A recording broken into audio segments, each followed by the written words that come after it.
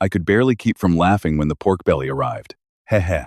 Meat. Real meat. It had been far too long since I had eaten anything worthy of that name. My bank balance had been hanging by a thread. So for weeks, I had survived on plain rice and kimchi. Eventually, hunger crowns, and I ordered the cheapest block of pork belly I could find online. The layers of lean meat and fat looked beautiful enough to frame. My stomach growled just from staring at them. So I rubbed my hands together and said, "All right, let's cut this up first." Because I had chosen the cheapest option, the pork had arrived as one thick slab. I could not cook it like that, so I pulled out the kitchen knife I had not touched in ages, rinsed off the dust, and pressed the blade carefully against the meat. Nothing happened. I pushed harder. The knife barely made it through the fat before stopping against the lean portion and crushing the meat instead of slicing it. What is wrong with this thing? I sawed at the pork with all my strength. It did eventually separate, but the result was disastrous. The expensive slab I had finally allowed myself to buy looked like a shredded rag. My pork belly! I glared at the knife. It had been cheap, even when I bought it from a discount store, and I had certainly never maintained it properly. But failing to cut a single piece of meat was going too far. I was still deciding whether to destroy the rest of the pork in the same miserable way when brilliant golden light suddenly burst from my body. Startled, I dropped the knife and fell backward. When the light faded, a translucent message appeared in front of me. I had awakened. There was no mistaking what that meant. Ever since rifts and monsters had appeared, awakened individuals had become humanity's only real defense. Depending on their abilities, some received recruitment offers worth billions of crowns the moment they awakened. "Status window," I blurted. A translucent panel opened at once. It identified me as Ethan Mercer, level 1. My class was Blacksmith, and my ability was Vulcan's Heir, ranked SSS. Every one of my basic attributes, strength, agility, vitality, intelligence, and wisdom, stood at 10. For a moment, I could only stare. Then the meaning of those three letters struck me. SSS-Rank? Awakened abilities ranged from F at the bottom to SSS at the very top. Even a B-rank talent was enough to receive extraordinary treatment from major guilds. I had awakened with the highest possible rank. The description said, I had inherited authority from Vulcan, god of fire and smithing. It increased crafting success, crafting speed, and the grade of completed items, with an even longer list of benefits following beneath. My class came with 3 basic skills: craft, repair, and dismantle. My unique ability added one more summon Vulcan's hammer. I did not yet know how awakened people activated skills without speaking, so I called the name aloud. Summon Vulcan's hammer. Light gathered in front of me, and a hammer appeared. It was disappointingly ordinary. I had expected divine gold and intricate symbols, but it looked like a plain iron hammer. At least it was light enough for someone like me, whose muscles had long since been sacrificed to life in a one-room apartment. Still, the purpose was obvious. The hammer had to be the tool through which I used my skills. Crafting required materials, so I could not test it yet. That left repair and dismantle. My eyes naturally returned to the kitchen knife that had ruined my pork belly. A dull blade was essentially an item with depleted durability. I raised the hammer and activated repair. A faint glow covered the knife, and a luminous target appeared above it. Years of gaming told me exactly what to do. I brought the hammer down. The target vanished with a clear metallic ring, and another appeared. I struck again, then again, following the rhythm as though I were playing a percussion game. My swings were not perfectly accurate, but the system seemed willing to accept small mistakes. After roughly 10 strikes, the target stopped appearing. The fragments of light produced by each blow flowed into the knife. The system announced that the repair was complete. The knife's attack power had increased, and its item grade had risen. When I inspected it, I found that an ordinary discount store kitchen knife had become an E-rank weapon with 15 attack power.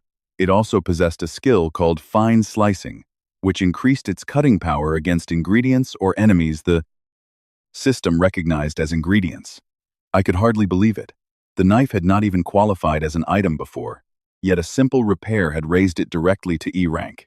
The blade now looked sharp enough to radiate a cold blue edge. I carried it back to the cutting board and tested it against the untouched pork belly. The knife passed through as smoothly as though it were cutting tofu. I tried a thinner slice. Then an even thinner one. Despite being a complete beginner, I could cut thawed pork into slices barely 3 millimeters thick. People like to say that a true craftsman never blamed his tools, but any professional chef would have wanted this knife. By the time I stopped, the entire slab had been divided into neat, beautiful slices. I had not forged anything. I had only repaired a cheap household knife. Yet, the result was already extraordinary. My stomach growled again. There would be plenty of time to investigate my SSS-Rank ability later. First, I cooked the pork. The smoke set off my fire alarm, because the ventilation in the apartment was terrible, but that was hardly the first time. I silenced it, finished grilling, and enjoyed my first proper meal in far too long. Instead of watching ViewStream as usual, I explored the system while I ate. I opened the status window, the skill window, and eventually discovered the Hunter Exchange. Awakened people traded equipment through the system rather than exchanging goods in person. It was safer, faster, and astonishingly expensive. Some swords, shields, and suits of armor cost more than houses. After scrolling past weapons priced at 1 billion crowns, then 5 billion, I finally found something within the realm of ordinary money. A chipped cave imp dagger. It was an F-rank weapon for level 1 users, with 8 attack power. Its blade was missing chunks and covered in dried cave imp fluid. Its only ability gave an extremely low chance of paralysis. The seller openly described it as useful only as an emergency throwing weapon. The price was 50,000 crowns. I looked from that miserable dagger to my repaired kitchen knife. My knife had a higher grade and almost twice the attack power. It looked ridiculous, but perhaps someone would still buy it for its performance. I listed it for 100,000 crowns. I was an unemployed shut-in, with more time than courage. Even with an SSS rank ability, the thought of walking into a guild full of superhuman hunters terrified me. I had listed the item, and it was already 11:34 in the morning, the perfect time for sleep. I closed the blackout curtains, crawled beneath my blanket, and left the kitchen knife to the judgment of the Hunter Exchange. I did not wake the next day. I woke that same evening, just after sunset. The moment I opened my eyes, a system notification appeared in front of me. My kitchen knife had sold for 100,000 crowns. I pinched my cheek to make sure I was awake. The pain was real, and so was the money. A knife I had bought from a discount store had become worth 100,000 crowns after a few swings of my hammer. It felt less like business and more like an exploit. Now, fully awake, I hurried to the kitchenette. There were 2 paring knives left in the apartment. One had become too dull to use, while the other was merely buried beneath enough dust that I could not remember the last time I had touched it. That did not matter anymore. I summoned the hammer over the sink and activated repair. Targets appeared above the first paring knife. Since I had already done this once, my movements felt smoother, and the taste of easy money made every strike even more energetic. The finished knife became an E-rank item with 11 attack power. Its cooking ability increased its cutting power against ingredients and ingredient-type enemies. I repaired the second knife as well, then listed both for 80,000 crowns each. They were smaller than the kitchen knife, so I lowered the price slightly, though they were still stronger than the 50,000 crowns cave imp dagger. I had barely considered starting a game while I waited when both items sold. A total of 160,000 crowns arrived almost instantly. Elsewhere, 2 newly awakened friends were preparing to enter an F-rank rift. Large guilds equipped their beginners with good items and sent experienced hunters to guide them. Ordinary awakened people had no such luxury. They entered the weakest rifts in small groups, using whatever equipment they could afford and growing through danger, one step at a time. The 2 friends had been fortunate enough to awaken around the same time and form a team. They would have preferred more members, but their goal was not to clear the entire rift. They only planned to hunt near the entrance and gain experience. At the rift, the archer tightened his grip on his bow. Ready? Of course. Then he noticed what his friend was holding and stared. You said you were ready. Why did you bring a discount store kitchen knife? This is a rift. A blade that hasn't been itemized can't even cut a oozlet. It is itemized, his friend protested. Look, he opened the item information, and the archer's complaint died in his throat. The ridiculous-looking knife was E-rank, usable from level 1, and had respectable attack power. I found it in the Hunter Exchange, his friend said, now looking unbearably pleased with himself. I don't know why a kitchen knife has a grade, but who cares if it works? I even bought 2 paring knives to use as throwing daggers. The archer still looked as though he expected the whole thing to end badly, but he had no argument left. Together, they entered the rift. The interior opened into a grassy plain.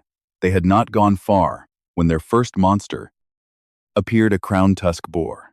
A single horn rose from its forehead like a rhinoceros horn, while 2 long tusks made it appear to have 3. The beast charged the moment it saw them. The archer fired in panic, but the poorly aimed arrow bounced off the boar's hide. Although crown-tusk boars were technically F-rank monsters, they were among the stronger creatures of that grade. His partner shouted for him to move aside and rushed forward. The man's ability, Tailwind, specialized in movement and evasion rather than direct attacks. He slipped past the charging boar with an agile step and slashed its side with the kitchen knife. The archer had expected the blow to fail. His friend had no attack skill, and the weapon still looked like something taken from a kitchen drawer. Instead, a long wound opened along the boar's flank. Even the man holding the knife froze in surprise. The strike had landed as a genuine critical hit. The enraged boar wheeled around and charged again. His friend reached for one of the so-called throwing daggers at his waist. The archer nearly shouted in disbelief when he saw yellow and blue plastic handles. They were the cheapest paring knives imaginable. He drew his bow, certain the little knife would bounce away and leave his companion exposed. The paring knife flew first. It buried itself deep in the boar's body. After 2 consecutive critical hits, the monster collapsed unconscious. The man who had thrown it stared at the fallen beast and murmured, "This is really a discount store paring knife?" As soon as they left the rift, the pair visited every nearby branch of the store, searching through racks of kitchen tools. They found plenty of identical knives, but not a single one possessed a grade. Back in my apartment, I stared at the day's earnings. 260,000 crowns. Calling it a full day of work would have been dishonest. I had activated a skill 3 times and swung a hammer for a few minutes. Even if I spent an entire day grinding games and selling the rewards, I could not normally earn half that much. I searched the apartment for more knives, but a person living alone only owned so many. 1 kitchen knife and 2 paring knives were already more than most people kept. Then I noticed the other cookware I had shoved away because it was too worn to use. A frying pan with its coating stripped off, a rusty spatula, a pot used only for instant noodles, and several other neglected tools. Games had taught me that a frying pan could block bullets, and a pot lid could serve as a shield. For a moment, I wondered whether repairing those would create sellable equipment as well. I picked up a pot lid and tried holding it like a shield. The idea immediately felt absurd. A frying pan could at least be swung as a blunt weapon, but the lid had no practical grip for combat. Then I remembered my third skill, dismantle. I placed the damaged frying pan on the counter, summoned the hammer, and activated the skill. Targets appeared just as they had during repair. Each strike spread cracks across the pan. After roughly 10 blows, the fractures covered it like a spider web. Light flowed into the metal, and the entire pan vanished. In its place lay a silver-white piece of aluminum. The system confirmed that the frying pan had been dismantled, and that I had acquired an aluminum fragment. That was enough to make the process addictive. I dismantled every unnecessary cooking tool in the apartment. A pot with a burned bottom, a cutting board covered in deep knife scars, a bent silicone spatula, and anything else I did not need to survive. I spared the spoons and chopsticks, but almost nothing else. Different objects produced different materials. Aluminum fragments, iron fragments, wood fragments, and more. After dozens of swings, the once light hammer felt unbearably heavy. My arms burned, and my breath came short, but the work was far too entertaining to stop. When I finally finished, a small pile of materials lay in front of me. For the first time, I looked slightly less like a shut-in, playing with a magical hammer, and slightly more like a blacksmith. I had tested repair and dismantle. Only craft remained, and as I looked over the gathered materials, I could not help smiling. Now, what should I make? Crafting was the heart of blacksmithing, but I had no idea how the skill worked. There was only one way to find out. I called out, "Craft." Unlike repair and dismantle, no targets appeared. Instead, the system asked me to select the form of the item I wanted to create. The choice was easy once I considered my goal. I was not making equipment for myself. I wanted to produce something convincing enough to sell for a high price, which meant I needed the most commonly traded kind of finished weapon. A quick look through the Hunter Exchange provided the answer. A sword. Potions sold in greater numbers, but a blacksmith could hardly brew those. Among finished equipment, swords dominated the market. They were common drops inside rifts, familiar to beginners, and simple enough for an ordinary person to understand. The system then asked me to define the sword's detailed shape. That was the one part I felt strangely qualified to handle. Years of games had filled my head with countless designs, from oversized rare blades to legendary demonic weapons.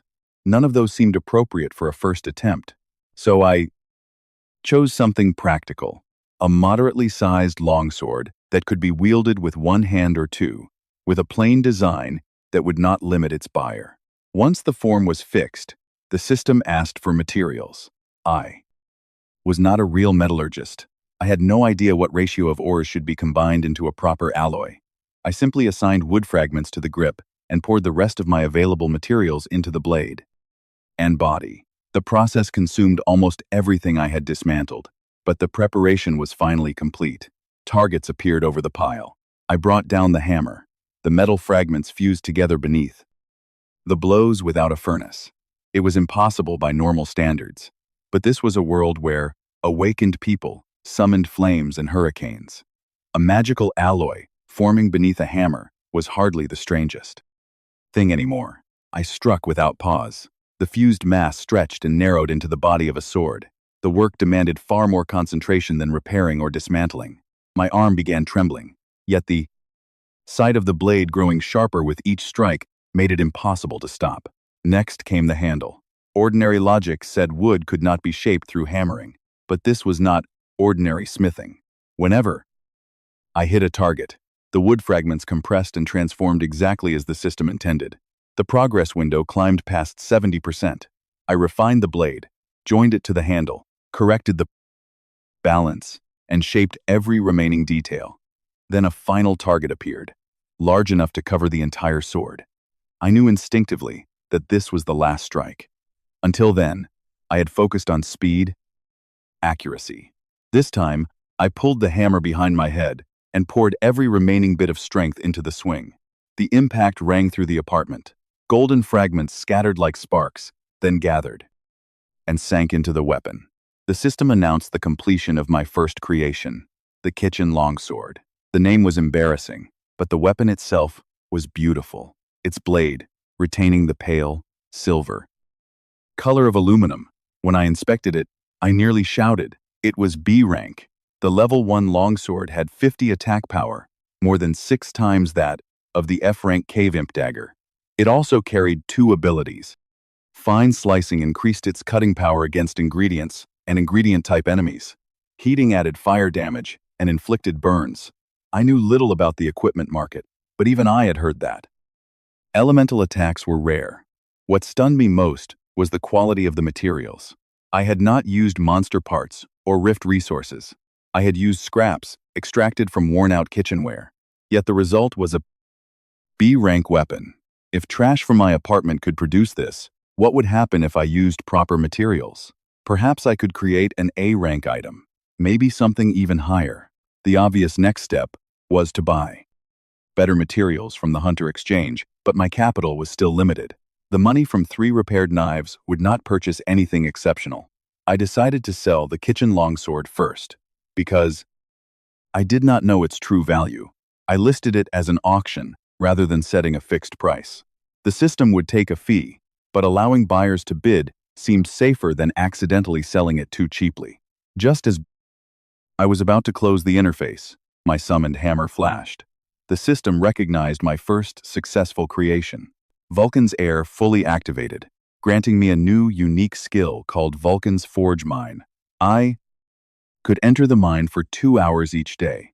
My Blacksmith class was also influenced by the SSS-Rank ability and gained the job skill, mining.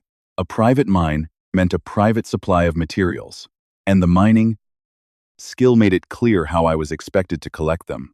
I was ready to enter immediately when my stomach gave a loud protest.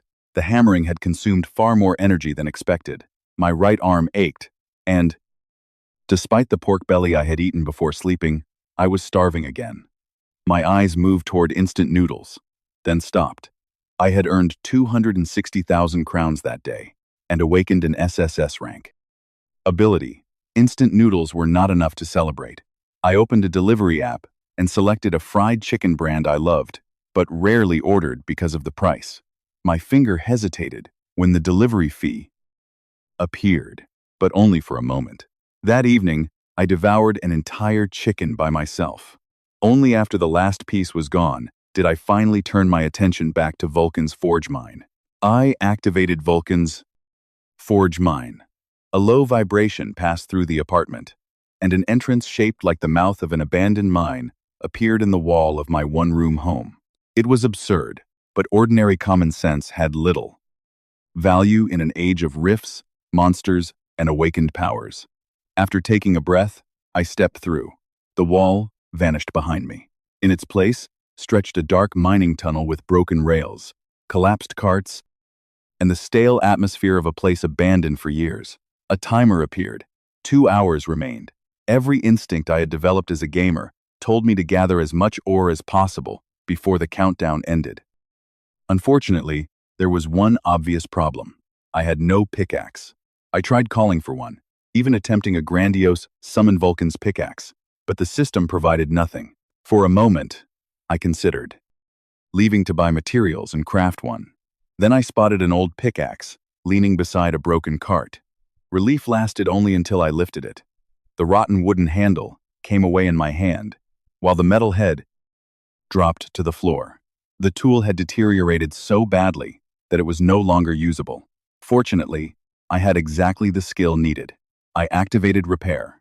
Targets appeared over the ruined pickaxe, and I struck them in rhythm. After more than 100 accumulated target hits from my earlier experiments, I was beginning to recognize the timing and patterns. My swings became faster and more accurate. The split wood sealed itself. The detached head returned to the handle. Soon the system announced a successful repair. The old pickaxe had become an E-rank item with 20 attack power.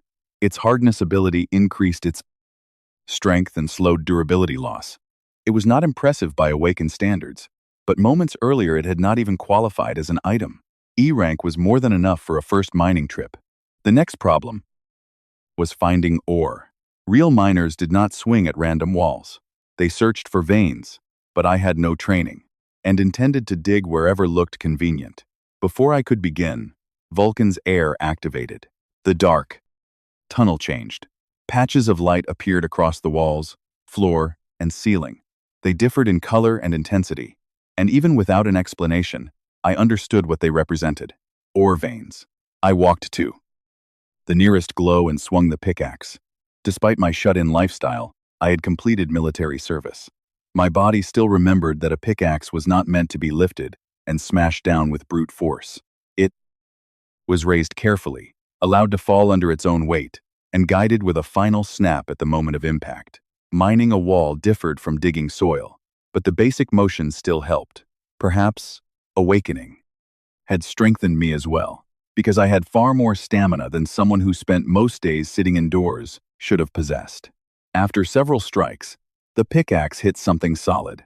I cleared the surrounding rock, and a piece of ore rolled free. The system identified it as tin. It was common, but it was the first ore I had ever mined.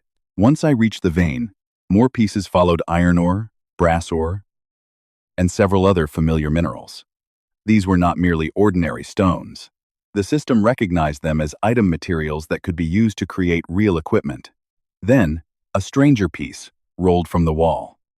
It was unlike anything found in the normal world, a mineral that could only have come from a rift or from a divine mine. While I explored, the wider world of awakened society continued moving. The sudden appearance of rifts, monsters, and awakened individuals had grown too large for governments to manage alone. Guilds emerged to investigate rifts, defeat monsters, and turn the resulting resources into profit. Over time, guilds divided much like corporations. Some became massive organizations, while others remained small and struggled for survival.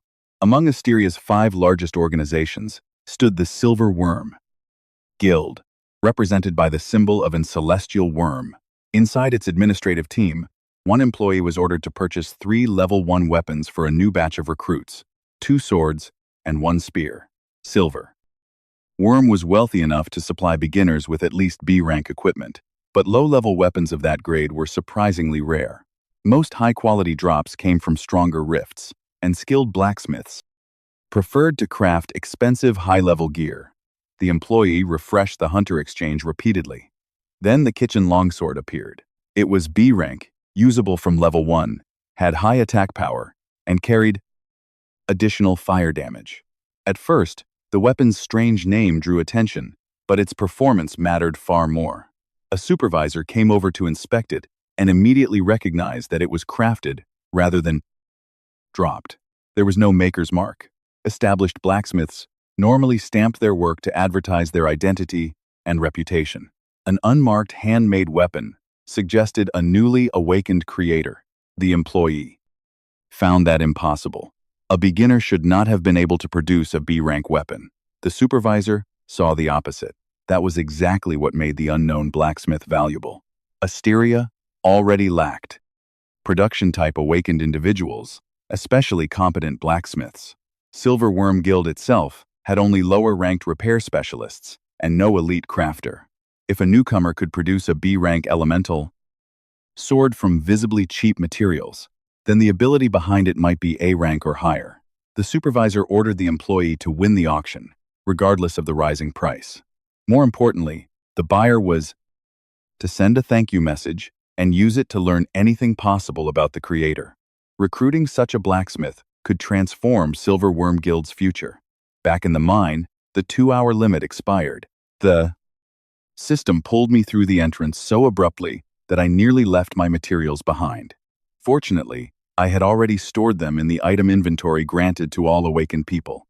When I returned to the apartment, I emptied the inventory onto the floor. 15 pieces of ore tumbled out. It was not an enormous haul, but for a first attempt, I considered it a success. The collection included ordinary minerals, like iron and brass, as well as several quietly glowing fantasy ores. I had not yet decided what to make from them. Before crafting anything, however, I needed purified materials. I raised the hammer over the entire pile. Let's start by dismantling them. The narrow apartment filled with the repeated ring of metal. I discovered that dismantle did more than recover materials from finished objects like frying pans. Its true purpose was to extract pure components from raw ore. One by one, the 15 chunks lost their impurities. Iron ore became iron fragments. Brass ore became brass fragments. The rest produced their own refined materials. With proper ore instead of ruined kitchen tools, I should have been able to create something better than the B-rank kitchen longsword. My hands were eager to begin, but my arms were trembling. If exhaustion caused me to miss the targets, the item might fail or lose grade, so I forced myself to rest. Then the doorbell rang. I had not ordered food, and nobody ever visited me. When I asked who it was, a man answered, "Next door." One glance at the sink told me why he had come. The place was a disaster, and I had spent hours hammering metal inside a one-room apartment. When I opened the door, 3 irritated neighbors were waiting. The man beside my unit pointed toward my wall. "Are you hammering metal in there? It sounds worse than construction." Another man, who had come up from the floor below, added, "I just got home from work. I'm not listening to that all night. There was nothing I could say in my defense. I apologized, and they made the consequences clear. One more incident, and they would call the landlord, the police, or both. After the door closed, I realized how close I had come to losing my small but precious home. The easiest solution was to leave. I could rent a workshop or reveal my SSS-Rank ability and join a guild. If I informed the government, they might welcome me as a national-level talent. For a few seconds, that possibility made me feel important. Then, the television news interrupted. A breaking report announced that Marcus Vale, an A-rank enhancer from Crimson Drake Guild, had been found dead that morning. Crimson Drake Guild suspected Ironblade Guild, though the rival organization denied involvement. The next report concerned Arthur Reed, the chairman of a major company, who had been critically injured by his own awakened bodyguard after years of verbal abuse. My excitement vanished. I might possess an SSS-Rank ability, but I was still a blacksmith with no combat skill. If I joined a powerful guild, someone could become jealous. A rival guild could attack during a moment of weakness. Even an ally might decide I was easier to control than to protect. Within minutes, my imagination had produced every possible disaster. I retreated beneath my blanket. The world outside was dangerous. Home was still best.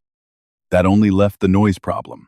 I searched the Hunter Exchange for terms like soundproofing and noise reduction. The results included sound-blocking earplugs, a bell that scrambled nearby sound, silent, arrows, and many stranger items. None solved my exact problem, but one listing sparked an idea. It was a fire-resistant statue. While installed, it reduced fire damage within a surrounding area. My eyes moved to one of the fantasy ores from the mine, a sound-absorbing stone. Its effect was simple. It absorbed noise. I had originally imagined using it in silent projectiles or stealth weapons, but the fire-resistant statue suggested another possibility. If a statue could create a fire-resistant zone, perhaps I could make one that contained sound. I began preparing as though concealing a crime. I turned on the shower to create running water, played music through the speakers, spread blankets and pillows across the floor, placed the refined sound-absorbing fragments on top, and covered myself with another blanket.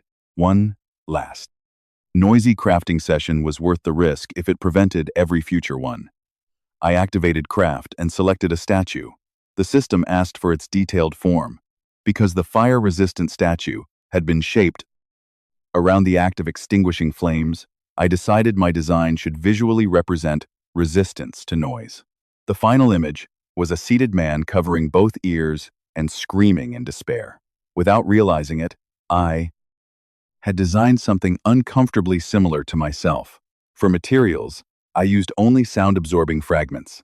I had mined 2 stones, enough for a small but detailed sculpture. Crafting began. This time, the targets were smaller than usual. A statue required precision rather than force, so my hammering became lighter and more careful. I shaped the broad outline, then refined the fingers pressed over the ears, the open mouth, the squeezed shut eyes, the feet, and the folds of clothing. The progress rose slowly. My hands shook from the mental strain of such delicate work. Even with the water, music, blankets, and pillows, I feared the neighbors might call the police before I finished. At last, the final target shattered. The system named my creation the sound-absorbing statue, and somehow it had reached S-rank. The statue's first ability, sound absorption, trapped sound within a 10-square-meter radius and prevented it from escaping. Its second ability, scream, converted the absorbed sound into a 10 to 100% boost to nearby attributes. Its third ability, despair, restored health whenever the statue absorbed powerful noise. It was far more than simple soundproofing. I placed it near the center of the apartment and tapped an iron fragment with the hammer. The sound was audible inside the room, but I could feel it folding inward instead of spreading through the walls. I struck harder. The result was the same. The noise rushed toward the statue and vanished into it. Relief turned into exhilaration. I began hammering without restraint, laughing as every metallic crash remained sealed inside my room.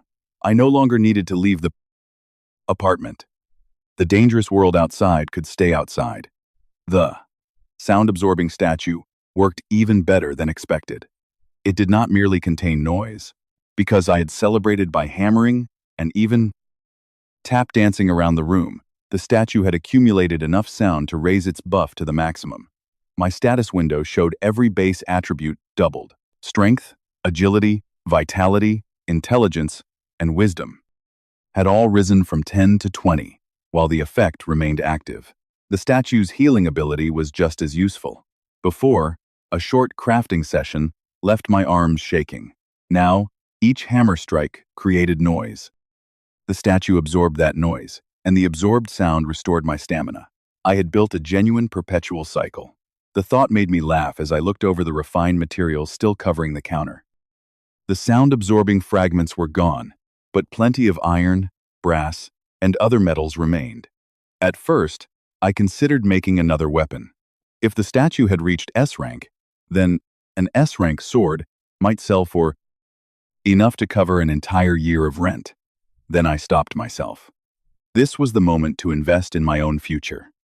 I could not continue working forever over a sink covered with towels. I needed a proper anvil, tongs to hold heated or unstable materials, and other basic blacksmithing tools. My skills might make a traditional forge unnecessary, but even magical crafting would become easier with the right equipment. Most important of all, I needed a better pickaxe.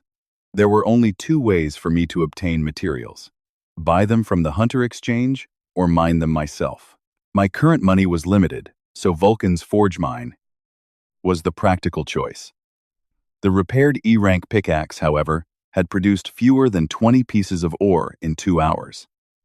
A superior pickaxe would increase every future harvest. That made it the best possible. First investment. I activated craft and selected a pickaxe. The shape was simple: a long handle, a pointed side for breaking stone, and a flatter side for digging soil. The handle presented a material problem, because I had no wood left. Fortunately, one ore from the mine offered an unusual solution. Lightwood stone was pale brown, light in weight, and possessed qualities similar to wood, despite being a mineral. It seemed perfect for a handle. I assigned all of the lightwood stone to the shaft, then poured nearly every remaining hard mineral into the head. Crafting began. Now that the statue contained every sound, I could strike with all my strength. The louder the impact, the stronger the buff became, and the more stamina the statue returned to me. The pickaxe took shape quickly. Compared with a sword or a detailed statue, its basic structure was easy. The real challenge came after the form was complete. The targets became large and dense. A single strike could not break them. I had to hit each one repeatedly, hardening the pickaxe, bit by bit. That was the true purpose of the process. A pickaxe did not need an elegant edge. It needed strength. Even with doubled attributes and continuous healing, the work drained me. Sweat ran down my forehead, and my breath grew heavy before the final target broke. The completed item was called the Lightwood Pickaxe. It was S-Rank, usable from level 1, and had 80 attack power. Its mining ability increased damage against minerals and mineral-type monsters. The Lightwood effect reduced weight and increased attack speed. Its miner ability improved both the quality and quantity of ore obtained while using. The mining skill. Another S-Rank item had appeared from materials that were useful but hardly legendary. If I had used rare ore in the head, perhaps the result would have reached SS rank. With more skill, SSS. Rank itself no longer seemed impossible. One limitation remained. Every item I created was still level 1 equipment. No matter how high the grade became, the equipment level refused to rise. The most likely reason was my own level. I had crafted several items, but I was still level 1. That explained why production-type awakened people were so rare. If crafters needed combat levels before they could produce higher-level equipment, then many of them would become trapped at the beginning. A proper game would have rewarded crafting experience, but reality was apparently less considerate. It was already past midnight. Most people would have been preparing for sleep, but my day was only beginning. My materials were gone, the kitchen longsword auction still had time remaining, and there was nothing left in the apartment worth dismantling. Then, I checked Vulcan's forge mine. The skill was active again. I had entered only a few hours earlier, which meant its limit did not reset after 24 hours. It reset at midnight. In theory, I could enter at 10 in the evening, stay for 2 hours, and immediately begin another session after the date changed. Perhaps I could even remain inside until 2 in the morning if the reset occurred while I was still there. Either way, I now had a brand new S-Rank pickaxe and a fresh 2-hour allowance. With a fresh 2-hour allowance and an S-Rank pickaxe in hand, I went straight back to the mine. The broken carts, damaged rails, torches, and dark tunnel were unchanged. My previous excavation marks remained near the entrance. This time, I wanted to go deeper. The veins near the entrance had glowed weakly. If brightness represented quality and volume, the richer deposits would lie farther inside. I walked quickly, because every minute mattered. Before long, I found another vein, shining with roughly twice the intensity of the first. I moved toward it with growing anticipation. Then something rattled ahead. I was supposed to be alone, yet movement echoed from around a bend. At first, I thought loose stones were falling. Then one of the glowing ore veins moved across my enhanced vision like a living creature. The light came around the corner. Torchlight revealed a body made entirely of mineral and stone. A orebound stood in the tunnel. Orebounds were monsters, formed from sand, soil, stone, or other minerals. Their strength varied according to their size, composition, and magical power. The one in front of me looked like an upper-tier F-rank monster. I had never imagined that Vulcan's forge mine would contain enemies. It was not an ordinary rift or dungeon, but a unique space created by my own ability. Yet there I was, trapped in a tunnel with a monster. I tried to retreat.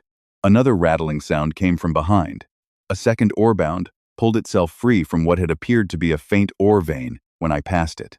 The thought that every vein in the mine might be another sleeping orebound sent a chill down my spine. The world outside my blanket was dangerous after all, and apparently the mine counted as outside. With a orebound blocking each direction, I had only one choice: fight. I tightened my grip on the lightwood pickaxe. It was an S-rank weapon with high attack power, and its mining ability increased damage against mineral type monsters. A orebound made entirely of ore had to qualify. The pickaxe's reduced weight and increased attack speed would compensate for its normally clumsy form. I charged with an awkward shout. I had no combat experience, but I had already practiced the motion of swinging a pickaxe. The orebound was slow enough that it raised both arms to block instead of dodging. The pickaxe struck. Both stone arms collapsed. Iron, ore, magnetite, and a magic stone rolled across the floor. I froze. Ordinary mining had required several strikes just to reach a vein. One blow against a orebound had produced 3 pieces of ore. More importantly, the monster was far weaker than I expected. Either the orebound was unusually fragile, or my S-rank pickaxe was devastating against it. When the armless creature attempted a clumsy body charge, I struck its chest. Cracks spread through the torso, and the orebound flew backward into the wall. A second blow finished it. Its body lost cohesion and collapsed into a pile of materials. Iron ore, bronze ore, hematite, and several other minerals appeared among the debris. 3 swings had produced more than 10 pieces. My fear changed into interest. The second orebound no longer looked like a monster. It looked like a moving bag of ore. I could almost have sworn it took a step backward when I smiled at it. Hand over the minerals. I rushed forward. It blocked exactly as the first had, and its arms shattered beneath my pickaxe. This one was sturdier and endured more than 5 strikes, but without arms, it had no meaningful way to counterattack. When it finally collapsed, the materials were both more numerous and higher in quality. That suggested a simple rule. Orebounds made from better or larger deposits were stronger, but they also dropped better ore. Against my newly christened orebound slayer, however, the difference did not matter much. Less than 30 minutes after entering the mine, I had already collected more than 20 pieces. Rare minerals appeared among them, and then another notification arrived. My level increased. That solved one of my greatest concerns. I had feared that a blacksmith without combat skills would remain trapped at level 1 forever. Instead, Vulcan's forge mine was a private hunting ground filled with slow enemies that dropped exactly the materials I needed. The daily limit was only 2 hours, but a safe, efficient hunting area with excellent drops was worth far more than that. I began searching not for ore veins, but for moving veins. Whenever I found one, I ran toward it with the pickaxe raised and demanded its minerals. By the time the session ended, I had collected more than 100 pieces of ore and risen rapidly to level 5. While I was mining ore bounds, the kitchen longsword became the center of a growing discussion in the Hunter Exchange community. Someone posted its information and asked what a fair bid might be. The first responses were dismissive. It was only a level 1 weapon. Even at B rank, several commenters estimated a value below 500,000 crowns and mocked the idea of discussing it at all. Then more knowledgeable users looked closely. The weapon was clearly handmade. Its shape, name, and material composition did not resemble a monster drop. A self-identified blacksmith confirmed that it was a crafted longsword. That created a new question. If the creator was experienced enough to make B-rank equipment, why would they waste time on a level 1 weapon? One possibility quickly took over the discussion. Perhaps the creator was also level 1. That would mean a newly awakened blacksmith had produced B-rank equipment on a first attempt. The discussion grew hotter when someone pointed out the additional fire damage.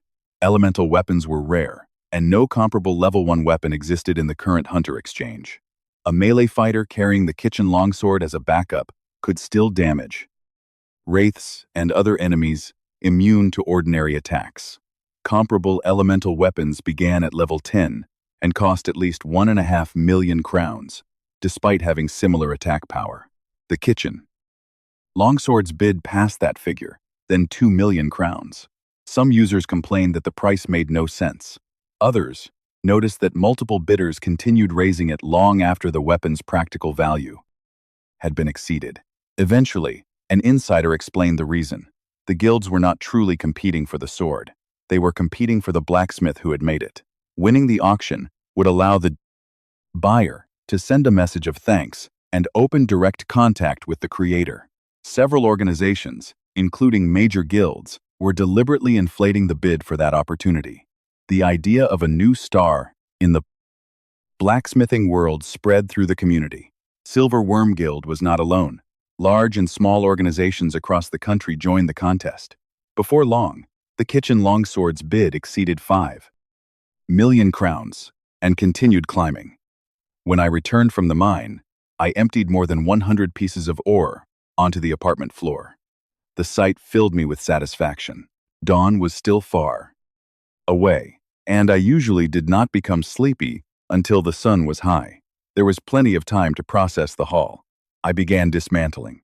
Each completed ore released a clean material fragment with a pleasant metallic chime. Iron, bronze, and many unfamiliar resources accumulated in organized piles. The work was entertaining, but even the sound-absorbing statue could not remove mental fatigue. More than 100 ores were too many to process without breaks. I alternated between hammering and researching Awakened Society on the computer.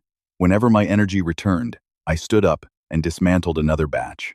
By sunrise, I felt more productive than I had in years. I had tried studying all day, forcing myself to exercise, and searching for work before. Yet none of those attempts had ever given me this sense of fulfillment. For once, I had spent every waking hour creating something tangible. I did not crawl into bed until the sun was high and every piece of ore had been refined. I woke again after sunset. The materials were still arranged neatly along one side of the room, proof that the previous night had not been a dream. There was enough to prevent any shortage during the next crafting session. For my first meal of the day, though, it was technically evening. I chose instant noodles. The kitchen longsword would probably sell well, but spending money that had not yet arrived felt irresponsible. Still, an ordinary bowl seemed too plain for such a successful day. I added 1 egg, hesitated, and then dropped in a second. By my standards, it was reckless extravagance.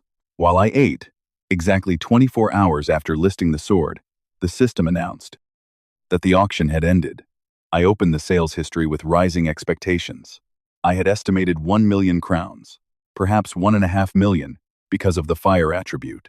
The winning bid was 7,500,000 crowns. For several seconds, I stared without understanding. The weapon was B rank, not S rank. Its materials had come from old kitchen utensils, yet it had sold for 5 times my optimistic estimate. Beneath the sale amount was a buyer message. It came from Assistant Manager Claire Whitmore of Silver Worm Guild. Even I recognized that name. Silver Worm was one of Asteria's 5 largest guilds, led by Evelyn Hart, a woman known as the country's greatest mage. The message praised the kitchen longsword. It emphasized that the weapon had reached B rank without rare materials and possessed fire damage, an ability difficult to add through crafting. Then the purpose became clear. Silver Worm Guild had not paid 7.5 million crowns because the sword itself was worth that much. It had paid for the right to contact me. The guild said it was determined to become the strongest organization in Asteria and needed an exceptional production-type awakened person to reach that goal. It invited me to join and included a private phone number. The offer felt unreal. Silver Worm Guild's standards were famously severe. Even its administrative staff were awakened, and ordinary guild members were usually a rank. Receiving a direct recruitment proposal from such an organization was like an unemployed shut-in receiving a personal offer from one of the country's largest corporations. I grabbed my phone. Then I stopped before dialing. Excitement gave way to questions. Why did Silver Worm want me so urgently? What signing bonus should I demand? Could they take advantage of a newly awakened person who knew nothing about contracts? Some guilds buried beginners under predatory terms. Silver Worm had a strong reputation, but blind trust would be foolish. I turned on the computer and searched for Silver Worm Guild recruitment stories. The results were impressive.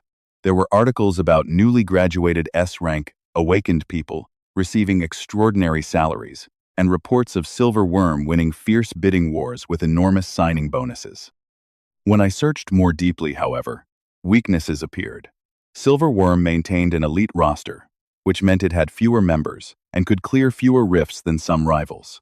More importantly, recent articles revealed a serious production problem. Its only A-rank blacksmith had transferred to Azure Guild. Another article mocked photographs of Silver Worm raiders wearing stained, poorly maintained armor.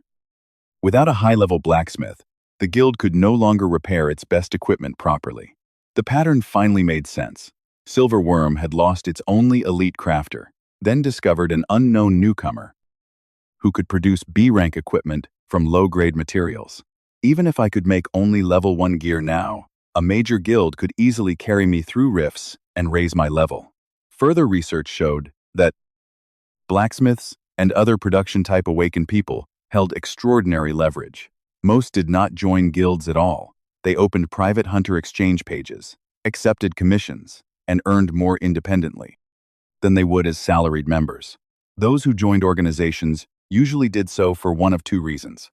Their identity had been exposed, and they needed protection, or their ability was too weak to attract private customers.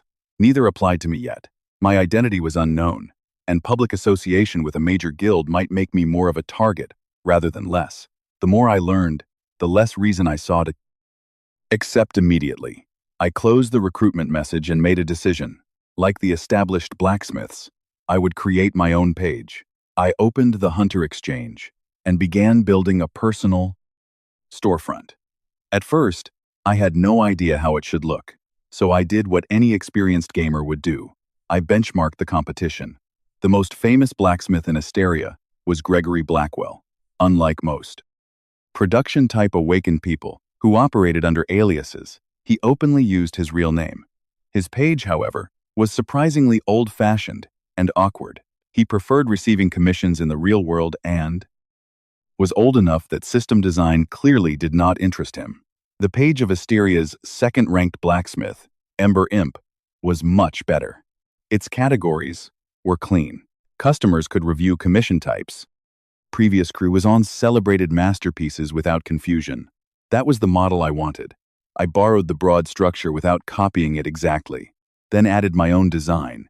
Years spent playing every kind of game had also given me plenty of experience with customization interfaces. The page came together quickly. I placed the kitchen longsword in the portfolio section, but one item was not enough to inspire. Trust. To attract real commissions, I needed a larger body of work, especially because everything I currently made was limited to level 1. Then came the most important decision, my alias. The answer appeared almost immediately: Forgeborne. My ability was called Vulcan's Heir, and the name Forgeborne captured exactly what I wanted my hidden identity to represent. It suited the craftsman I intended to become. Before beginning new work, I decided to answer Silver Worm Guild.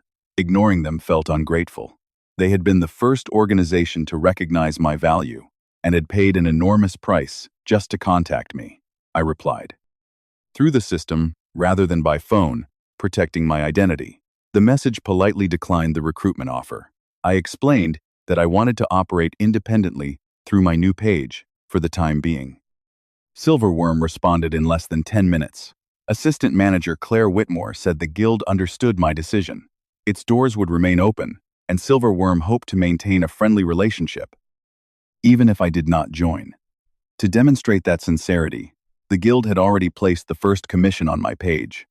I opened the request section. The job was equipment repair. Silverworm claimed it needed several low-level items restored for a new team. The work sounded simple, and the payment was generous, so I accepted immediately. A collection of weapons and armor materialized in my room. Most were clearly level 1 items. One suit of heavy armor, however, stood apart from everything else. The upper and lower pieces were labeled the Grand General's Heavy Armor. Their decorations carried the dignity implied by the name, and the item information confirmed that this was no beginner's gear.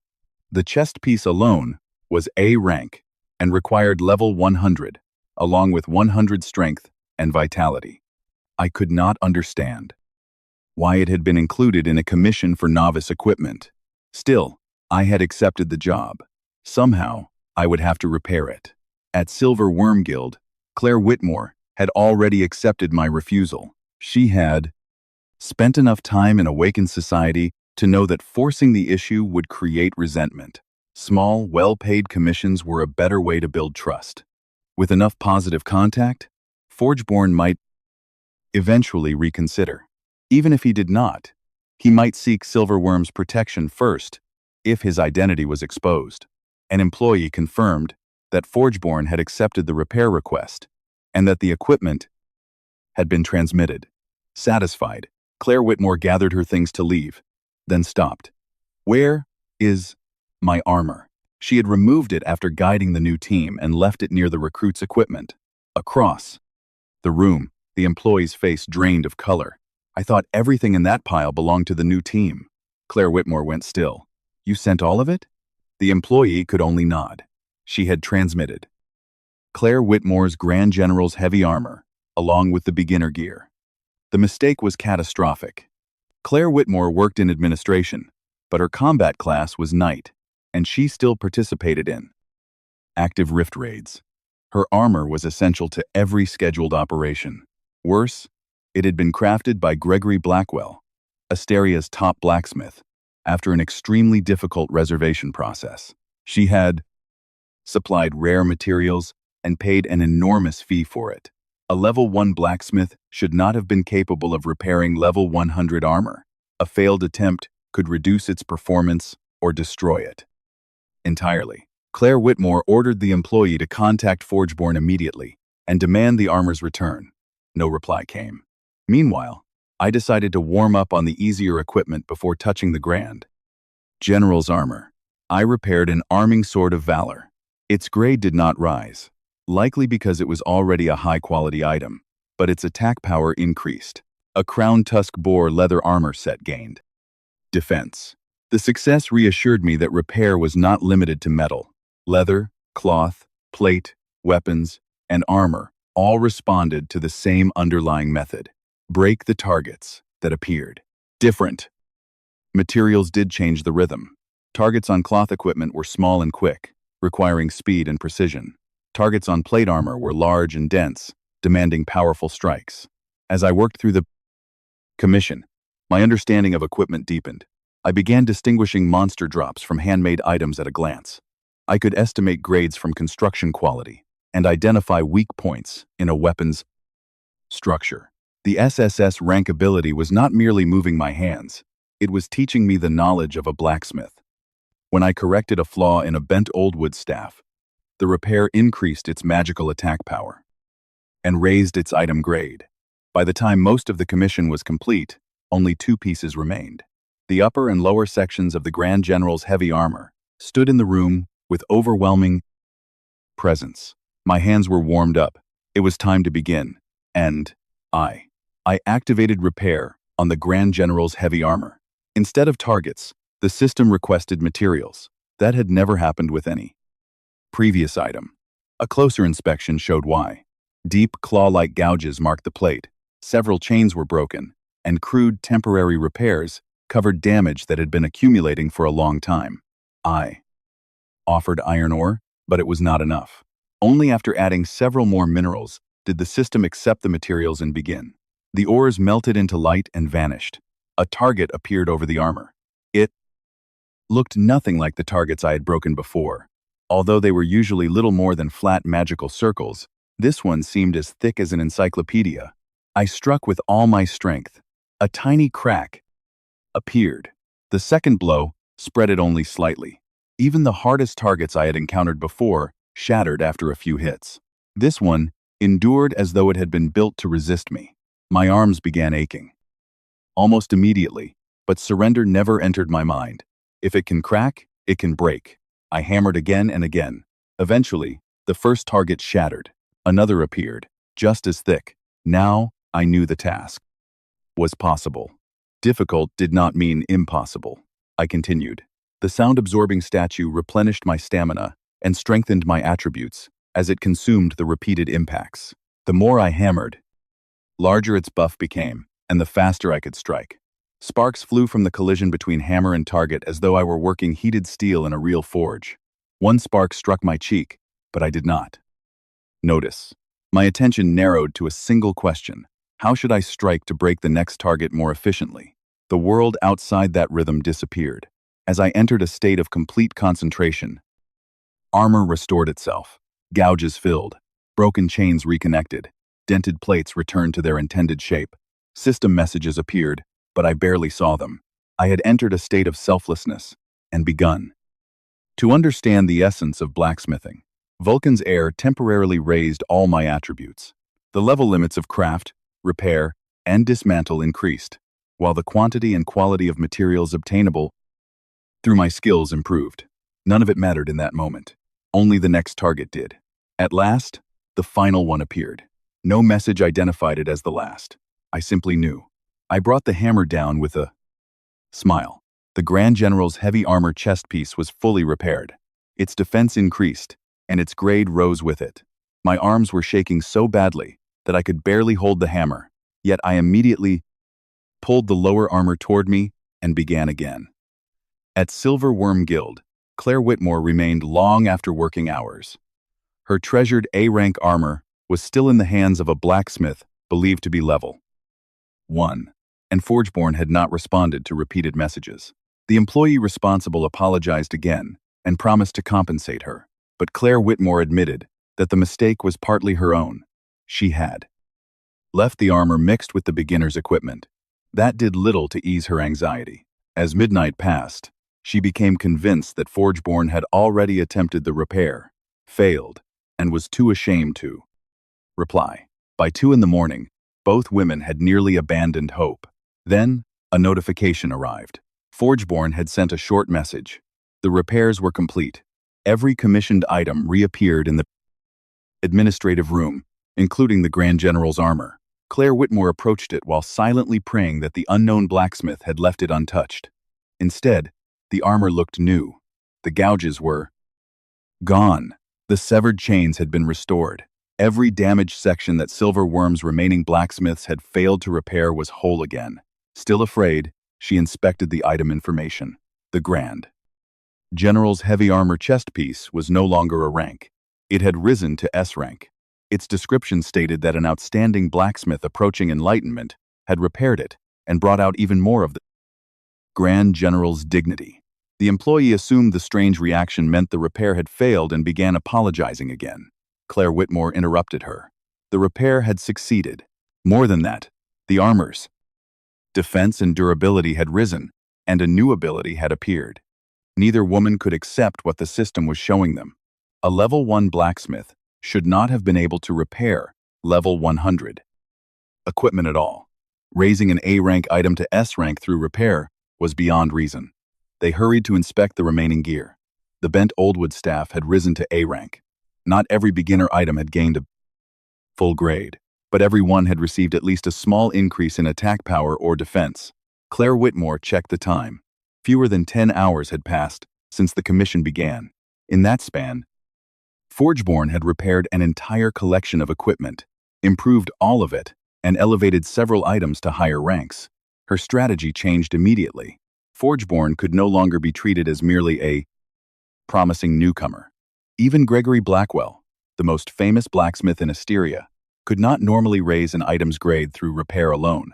Forgeborne had to possess at least an A rank ability, probably S rank, and possibly something even greater. Claire Whitmore ordered the repair payment increased. Then she proposed sending a contract worth 2 or 3 times the normal signing bonus. If direct recruitment remained impossible, Silverworm at least had to prevent another guild from claiming him. She would report the matter to the guild master herself.